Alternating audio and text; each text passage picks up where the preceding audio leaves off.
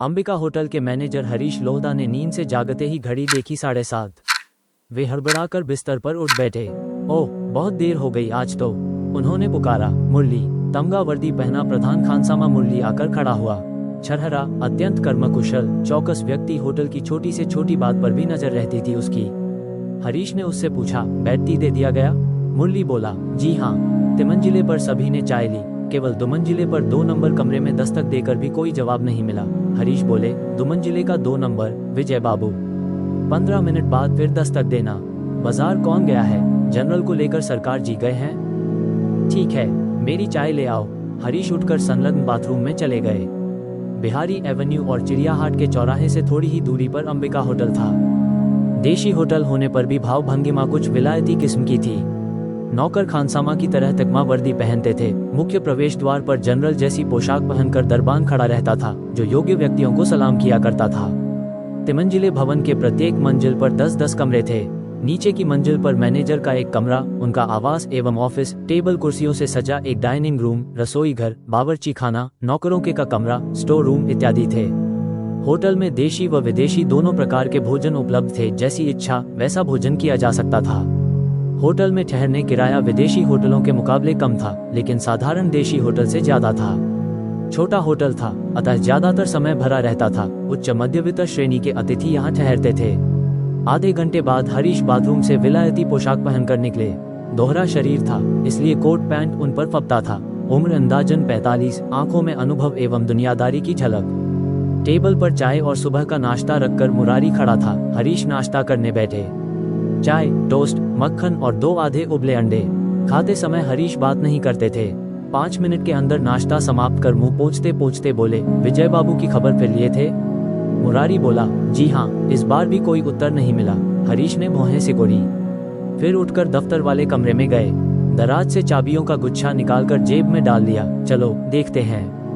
फाल्गुन महीना होने पर भी 7 बजे दिन चढ़ आया था। नल के नीचे, रसोई में, डाइनिंग रूम में नौकर नौकरानियां तत्परता के साथ काम में जुटी थीं। 8 बजे अतिथियों को ब्रेकफास्ट देना होगा। सीढ़ियां चढ़ते हुए हरीश ने पीछे आ रहे मुरारी से पूछा, कल रात विजय बाबू कमरे में ही थे तो? मुरारी बोला, जी हाँ थे। रात 8:45 बजे मैं खुद ही उनके लिए डिनर लेकर आया था। रात में सदर दरवाजा कब बंद हुआ था? आप लौटे थे 11 बजे। उसके बाद मैंने सदर दरवाजा बंद किया। 2 मंजिले पर एक कतार में 10 कमरे थे। सामने लंबा बरामदा। सीढ़ी के मुहाने से ही कमरों का नंबर शुरू हुआ था। सभी दरवाजे सटाए हुए थे। हरीश ने 200 नंबर कमरे के सामने खड़े होकर जरा जोर से दस्तक दी। कोई उत्तर नहीं मिला। तब हरीश ने आवाज दी, विजय बाबू।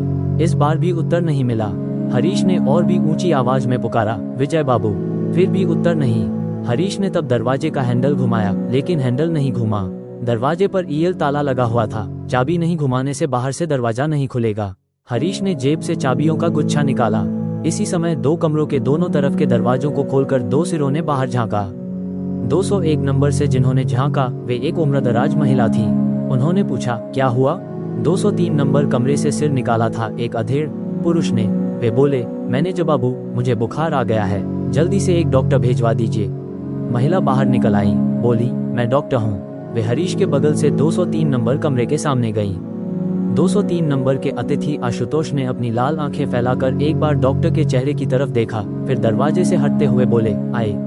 हरीश ने गुच्छे में से चाबी चुनकर ताले में डाला। दरवाजे को जरा सा खोलकर अंदर झांका। कुछ पल स्थिर खड़े रहे, फिर दरवाजे को खींचकर उन्हें बंद कर दिया। बरामदे पर कोई नहीं था। इधर उधर देखकर नीची आवाज में वे मुरारी से बोले, मुरारी, तुम यहीं रहो, कहीं मत जाना, मैं अभी आ रहा हूँ। उनका स्वर दबी हुई उत्तेजना के कारण शीतकार जैसा था। वे दबे पांव नीचे उतर गए। 203 नंबर कमरे में महिला डॉक्टर आशा राय ने मरीज आशुतोष को बिस्तर पर लिटाकर उनका टेम्परेचर लिया, नाड़ी जांचा, जीभ की परीक्षा की।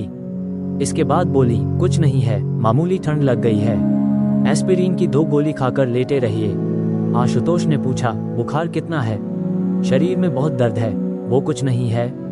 मौसम बदलते समय अचानक ठंड लग जाती है। मैं एस्पिरिन की गोलियां भेजवा देती हूँ। आपकी फी कितनी है? फी नहीं देनी होगी। 203 नंबर से निकलकर अदिति राय ने देखा, मुरारी 202 नंबर के बाहर खड़ा था। उन्होंने पूछा, इस कमरे में क्या हुआ है?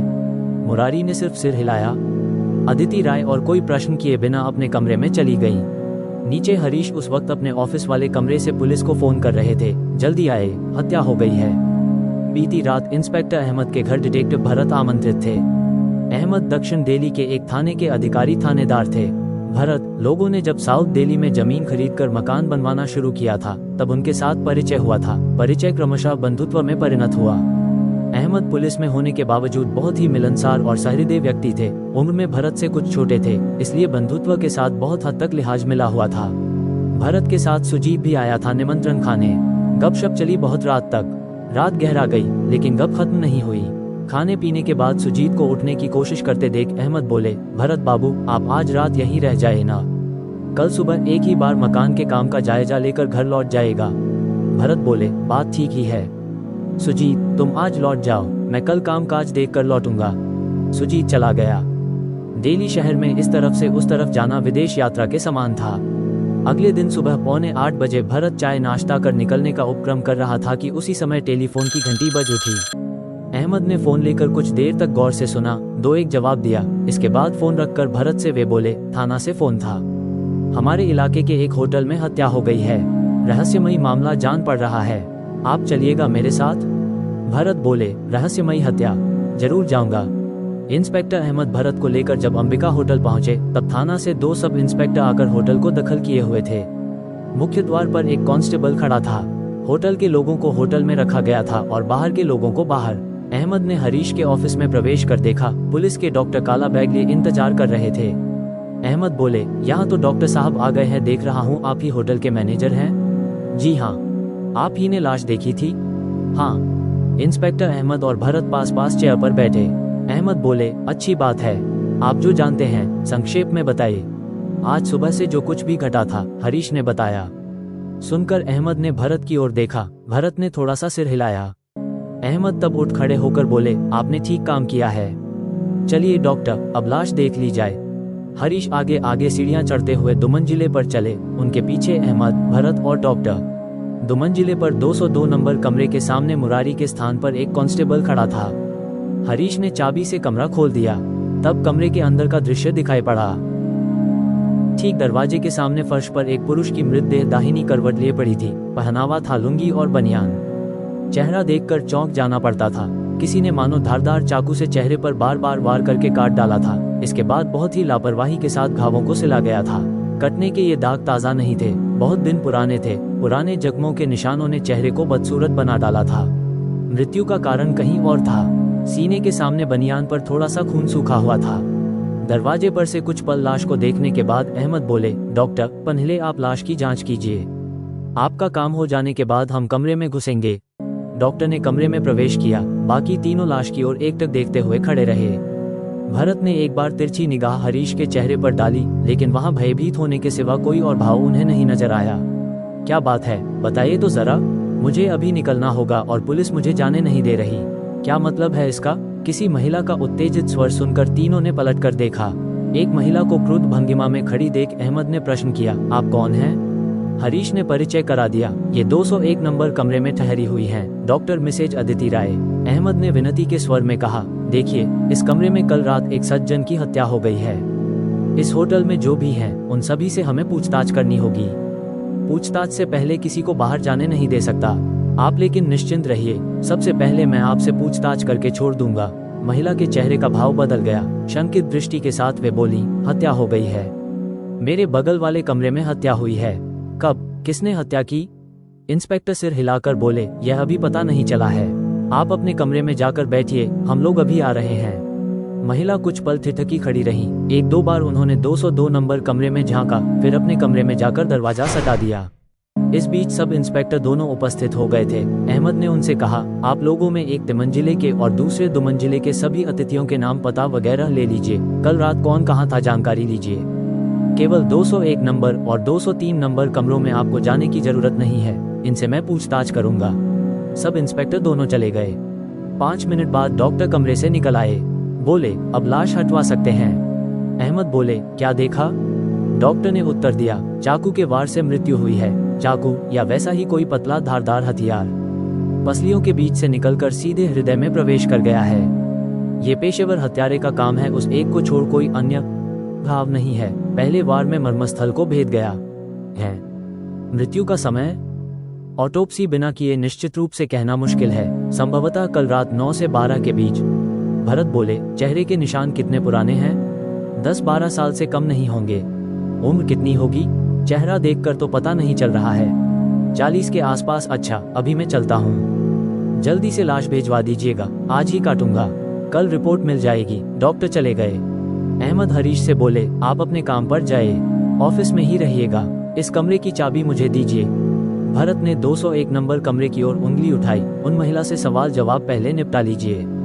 महिला एवं डॉक्टर का अधिकार पहले है। ठीक ठीक, उनको छोड़कर तब कमरा देखा जाएगा।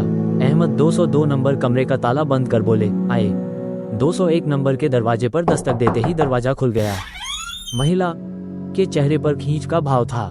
उनका नाटा थुलथुल शरीर चुस्त दुरू पोशाक के अंदर मानो अधीरता से फट पड़ना चाह रहा था। वे बोली, जितनी जल्दी हो सके मुझे छोड़ दीजिए दारोगा बाबू, मेरे काम का नुकसान हो रहा है। 2-4 प्रश्न करके ही आपको छोड़ दूंगा। अहमद ने कॉपी पेंसिल निकालकर प्रश्न आरंभ किया। आपका पूरा नाम? मिसेज अदिति राय। उम्र? 45। पति का नाम? स्वर्गीय राम सहाय राय। आप डॉक्टर हैं? कहाँ डॉक्टरी करती हैं? बुरहानपुर में। दिल्ली आई हैं किस लिए? मैं गाइनोकोलॉजिस्ट हूँ, मुख्य रूप से स्त्री रोगों की चिकित्सा करती हूँ। सेवा सदन के साथ मेरा संपर्क है, बीच बीच में आती हूँ। दिल्ली में आपके नाते रिश्तेदार कोई नहीं है? मेरा कहीं भी कोई नहीं है। बाल बच्चे? नहीं, एक बेटी थी, बहुत दिनों पहले चल बसी है। मिसेज राय का चेहरा पल भर के लिए कठोर हो उठा, उसके बाद फिर स्वाभाविक हो गया। महिला का चेहरा खूबसूरत नहीं था, कठोर होने पर और भी बदसूरत हो जाता था। दिल्ली जब आती हैं, यहीं ठहरती हैं? हाँ, यहाँ ठहरने से सुविधा होती है। इस बार कब आई हैं? परसों। कल रात पास वाले कमरे में विजय बाबू नाम के एक सज्जन की हत्या हुई है। उनको आप पहचानती थी? नहीं, कभी नाम नहीं सुना, पहले कभी नहीं देखा था। बगल वाले कमरे में थी, इसलिए पूछ रहा है। नहीं, वो चेहरा देखने पर याद रहता। कल रात 8 बजे के बाद आप कहाँ थी? 8 बजे मैं सेवा सदन से लौट आती हूँ। कमरे में आकर मुंह हाथ धोकर कपड़े बदलकर नीचे डाइनिंग रूम में खाना खाने गई। 9 बजे से पहले ही कमरे में लौट आई, इसके बाद कमरे से नहीं निकली। रात में कुछ जान पाए थे? मैं 9:15 बजे सो गई थी, लेकिन बार बार नींद में बाधा पड़ रही थी। बगल वाले कमरे की आवाजों से नींद उचट जा रही थी। पास वाले कमरे में आवाजें हो रही थी। कमरे के अंदर की कोई आवाज नहीं सुन पाई, लेकिन कमरे का दरवाजा बार बार खुल रहा था और बंद हो रहा था। तब रात कितनी थी? घड़ी नहीं देखी, अंदाजन 9:30 से 10 के बीच। आपने कुछ किया? क्या करती? होटल में बहुत तरह के लापरवाह लोग ठहरते हैं, वे दूसरों की सुविधा असुविधा नहीं समझते। आज सुबह कब पता चला?